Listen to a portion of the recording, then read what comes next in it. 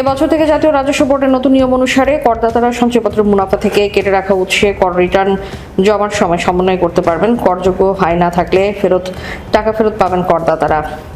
কিন্তু সারা বছরে কত টাকা উৎসে কর হিসেবে কেটে রাখা হলো তা সমন্বয় করতে হলে প্রমাণ হিসেবে সুনির্দিষ্ট দলিল লাগবে। সে ব্যবস্থা করেছে জাতীয় সঞ্চয় অধিদপ্তর। ইতিমধ্যে সংস্থাটি তাদের ওয়েবসাইটে জানিয়েছে 2025-26 অর্থ বছরে সঞ্চয়পত্রের অর্জিত মুনাফা থেকে কেটে রাখা উৎসে করের প্রত্যয়নপত্র জেলা সঞ্চয় অফিস বা ব্যুরো ও বিশেষ ব্যুরো অফিস থেকে বিতরণ করা হচ্ছে। এর মানে হলো আপনাকে সঞ্চয়পত্রের মুনাফার বিপরীতে যে অর্থ উৎসে কর বা অগ্রিম কর হিসেবে কেটে রাখা হয়েছে এর কাগজপত্র জোগাড় করতে সঞ্চয়পত্রের স্থানীয় কার্যালয়ে গিয়ে সংগ্রহ করতে হবে।